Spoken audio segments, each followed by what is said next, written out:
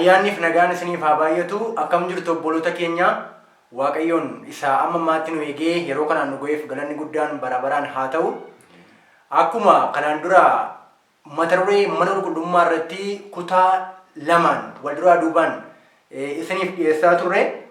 Kutaa tokkoffaa keessatti bifa fakkeenya samaatti mana qulqullummaa lafarratti ijaaramu jechuun maal akka ta'e dhiyeessinee turre. Kutaa lammaffaa keessatti immoo manni qulqullummaa inni lafarraa erga ulfina isaa gadhiise yookiin immoo erga hafee manni qulqullummaa eenyuun akka ta'e dhiyeessinee turre. Kutaa itti aanu kutaa sadaffaa keessatti immoo ammas waan qabannee dhiyaanne qabna.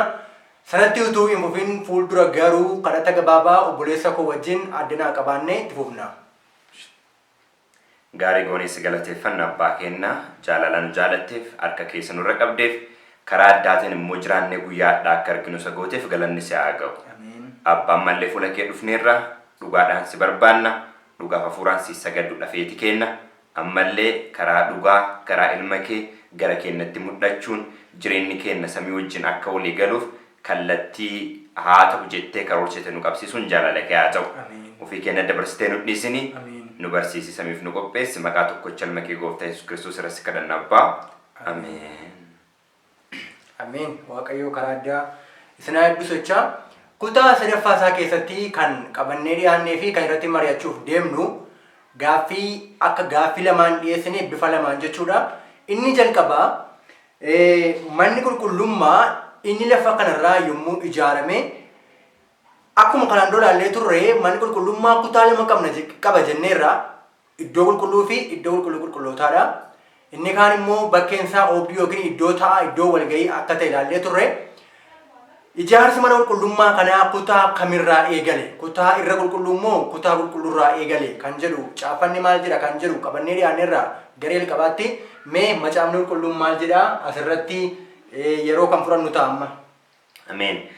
Tole gaarii goonee galateeffannaa akkuma kanaan dura ilaalaa turre dhimmi mana qulqullummaa dhimma karoora fayyinaa wajjin wal qabatu mana qulqullummaa yoo hin beekne kaartaa keenya hin beeknu akkamitti akka jijjiiramnu hin beeknu gara bakka deemaa jirullee kaartaatu nu harkaa bada jechuudha. Kanaaf mana qulqullummaa beekuun galma keenya beekuu keessatti qabateetti jedha. Tole waa'ee mana qulqullummaa kutaa lamaan kanaan duraa keessatti ilaalleera. Adda garuu ijaarsi isaa eessaa jalqaba? Kana kun ammoo nu wajjin illee dhiibbaa maalii qaba waan jedhu tarii booda irratti dhufuu dandeenya. Eessarraa jalqaba akka jedhuudhaaf macaafa ba'uu boqonnaa 25 lakkoofsa 8 irratti yaada akkas jedhuun jalqabeetiin jedha 25 lakkoofsa 8 irratti Ingiliffaan and let them make me a sanctuary that I may dwell among them. Isaan gidduu akkam buufadhuuf mana qulqullummaa maal naaf haa godhani haanaaf ijaaranii jedha.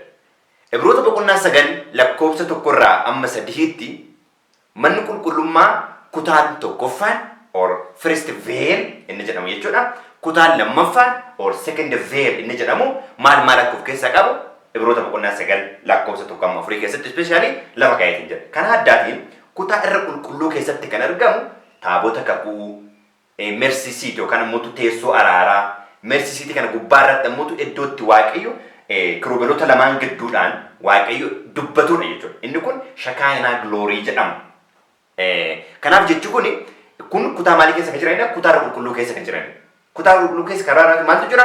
Uleen Aaroon isheen laliftee jirta mannaan jira jechuudha. Kanaaf ba'uu boqonnaa 25 lakkoofsa 9 irraa qabnee amma lakkoofsa naannoo 22 yoo ilaalleetiin jenne meeshaaleen kutaa irra qulqulluu yookaan kutaa lammaffaa keessa jiran hojjedhu jedhamee tartiibaan yeroo itti argameetiin jenne jechuudha. Itti aansee mootu lakkoofsa 23 qabee amma 39tti kan jiru kutaa qulqulluu keessa kan jiru table of showbread yookaan ammoo buddeen ilaalchaa kan irra taa'u baattuu ibsaa torbe kun immoo ixaana kadhanni itti yookaan ixaan itti buufamu jechuudha. Kunniin kutaa qulqulluu keessa jiran.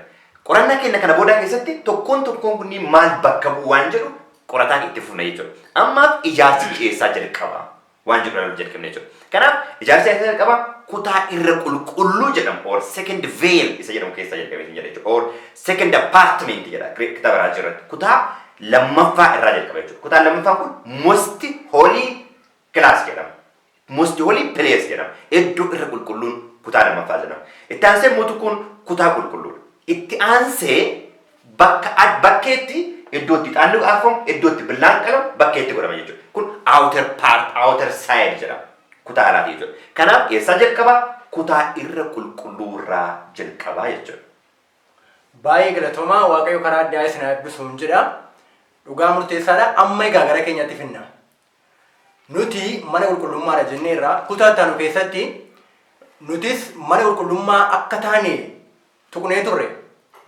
Nutis erga mana qulqullummaa taane erga manni qulqullummaa kutaa lama qabatee nutis kutaa lama qabaachuu nabnu.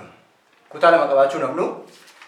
Nutis akkuma mana qulqullummaa sana barraa sana kutaa irra qulqulluurraa ijaaramuu jalqabnaa. Gaaffii tokkodha. Kan itti aanu immoo yoo kutaa irra qulqulluurraa ijaaramuu jalqabna ta'e akkamitti fayyina keenyaa wajjin jireenya keenyaa wajjin wal qabataa kan jedhu. Ameen. Karaa addaatiin manni qulqullummaa nu ta'e yeroo jennu seera koo garaa keessan keessa barreessee jalqabee raawwate. Karaa addaan immoo hafuurri koo isin keessa waan buufateef isin mana qulqullummaati jedha tokkoffaa Qorontos boqonnaa 6 lakkoofsa 19 irratti. Ween nu mana qulqullummaa yoo taane akkuma manni qulqullummaa lafaa kutaa irra qulqulluurraa ijaaruu jalqabame nus irraa achirraa ijaaramuu jalqabne jechuudha. Dura mee nu mana qulqullummaa taane yookaan ammoo deebinee ijaaramna kan jedhu ragaa qabna. Tokkoffaa Phexros boqonnaa 1 lakkoofsa 3 irraa mee hundi keenya yudhanne waan tokko dubbifanna. Tokkoffaa Phexros boqonnaa 1 lakkoofsa 3 akkasumas immoo Qolaasiyaas boqonnaa 3 lakkoofsa 10 irraa laaluu dandeenya. Tokkoffaa Phexros 1:3 irraa akkana jedha.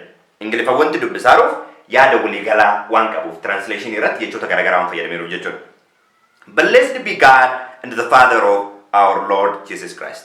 Waaqayyo abbaan gooftaa keenya Yesuus Kiristoos kan eebbifame haa ta'u jedhee jalqaba. Blessed be God and the Father of our Lord Jesus Christ, which according to his abundant mercy begotten us again unto the lively hope by resurrection of Jesus Christ from the dead. Du'aa ka'uu gooftaa Yesuus Kiristoos irra deebi'ee nu uumate, irra deebi'ee nu dhalche yookaan immoo irra deebi'ee ijoollee ofii nu godhate jechuudha. The only begotten son of the Father ka jedhamu tokkocha ilma Waaqaa ka jedhamu Kiristoos Yesuus. Nullee karaa du'aa ka'uu gooftaa Yesuus Kiristoos deebinee ijoollee taane jechuudha. Deebinee lammaffaa ijaaramne jechuudha. Amma manni qulqullummaa inni jalqabaa ulfinni Waaqaa Edeniin keessa gaafa gadhiise namni maal ta'e? Qullaa fi duwwaa ta'e jechuudha. Mana qulqullummaan isaa fi du'aa ta'e. Amma ka jiraannuuf mana qulqullummaa waan taaneef deebinee jiraanna. Namoonni jiraatan namoota mana qulqullummaa ta'an qofa. Tokko kana akka mana qulqullummaatti deebinee lammaffaa ijaaramuu akka qabnu macaafni qulqulluun deebinee akka dhalachuu qabnu lafa nu ga'ee hin jira jechuudha. Irra deebi'ee Qolaasiyaas boqonnaa 3 lakkoofsa 10 irratti waan tokko waliin ilaallee hin jedhe. Qolaasiyaas boqonnaa 3 lakkoofsa 10 kun akkamumattuu yeroo ijaaramnu kanayyuu maaliin ijaaramna akkamitti ijaaramna waan jedhu hintoo nu kennee hin jedhe. Boqonnaa 3 lakkoofsa 10 irraa isin dubbisa akkana jedhaayyuu. Qolaasiyaas boqonnaa 3 lakkoofsa 10 irraa. And they have put on new man. Nama maali? Nama haaraa. Which is renewed in knowledge after the image of him that created him. Akka bifa isa uume sani maali jijjiirama? Beekumsa isaati. Amma kanaaf ijaaramnu maali jechuudha? Beekumsa dubbii Waaqaatiin jechuudha. Beekumsa dubbii Waaqaatiin deebinee ijaaramna. Maal taanii? Nama haarawaa taanii. Nama inni jalqabaa maal ta'e? Mofa waan ta'e. Manni qulqullummaa inni jalqabaa waan gadhiiseef deebinee mana qulqullummaa taanii recreated taana jechuudha. Okay.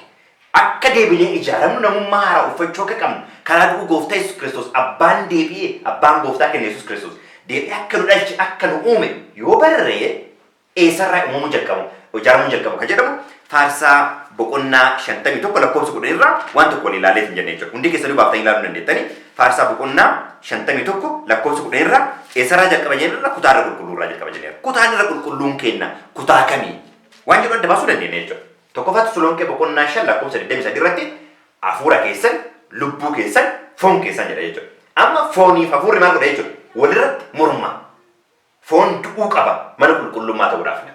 Oduu foon hin duune foon illee wal qabee mana qulqullummaan jedhama. Akkuma kanaan dura qorannaa kanaan dura lakkeessa ilaalaa ture Kiristoos du'uudhaaf mana qulqullummaa keessaa maaltu ture? Ba'uutu irra ture. Namnis mana qulqullummaa keessaa aarsaan iddoo itti dhaafamu eessatti mana qulqullummaa keessan ala ba'e.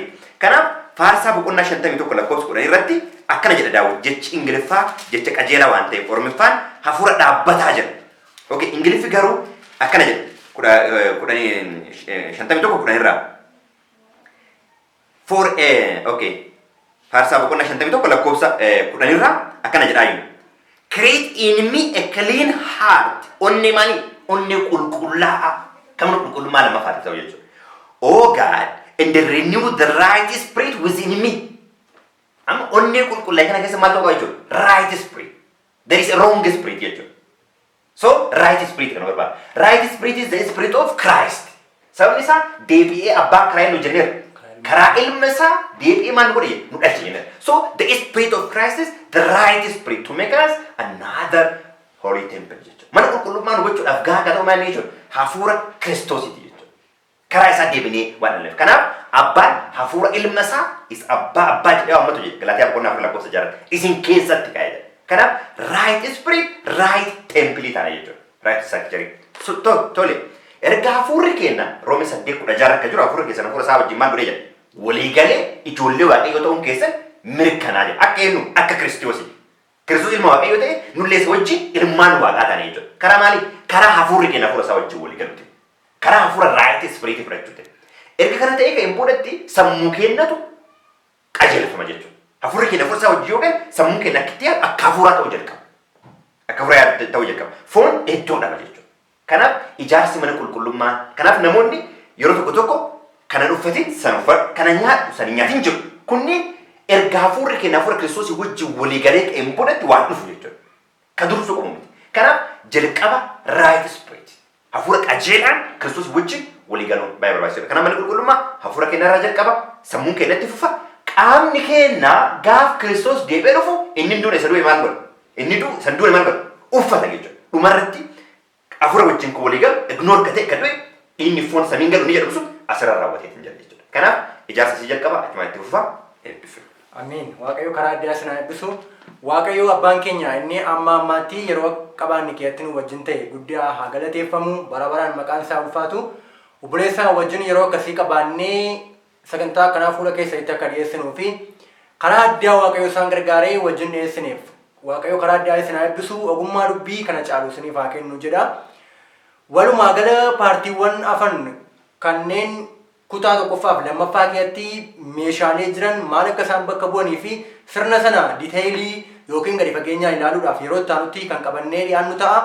Kutaa sadaffaa sagantaa keenyaa asumaa yommuu walitti qabnu kadhata gabaabaa qabaannee achumaan gudunfina. Qulqulluu abbaa keenyaa isa hundumaa gararraa jirtu gaarummaa keetiif baay'ina araaraaf jaalala addaa nuuf qabduuf si galateeffannaa. Karaa ilma kee gooftaa keenya Yesuus Kiristoosiin bara baraan galanni guddaan siif haa ta'u. Karaa addaa dubbii nutti dubbatteef sagaleen kee maal akka jedhu sagalee kee keessatti immoo of bocuu of qaruu akka qabnu yeroo akkasii waan nu hubachiifteef maqaa Yesuusiin daddabalee galanni guddaan siif haa ta'u. Karaa addaa biyya lafaa keessa jiraanna.